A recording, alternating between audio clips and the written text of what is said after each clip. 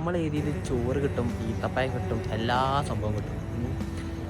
നോമ്പ് എന്ന് പറഞ്ഞാൽ നാട്ടിലത്തേനെക്കാട്ടും അടിപൊളിയായിട്ടാണ്. അപ്പം ഞാൻ ഏതായാലും മൈമുട്ടിയാക്കാൻ്റെ അടുത്തേക്ക് ചാടിക്കാൻ വന്നത്. മൈമുട്ടിയാക്ക കുറേ ആൾക്കാർ ഇന്നലെ മൈമുട്ടിയാക്കാനെ ചോദിച്ചു പോയി, മൈമുട്ടിയാക്കാക്ക് എന്താ പണിയുന്നത്? മൈമുട്ടിയാക്കാക്ക് റൊട്ടിക്കടയാണ്. ഞാൻ മൈമുട്ടിയാക്കാൻ്റെ റൊട്ടിക്കട.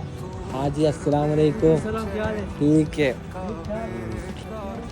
അങ്ങനെയൊക്കെയാണ് റൊട്ടിക്കടയിലാണ് ഗൈസ്.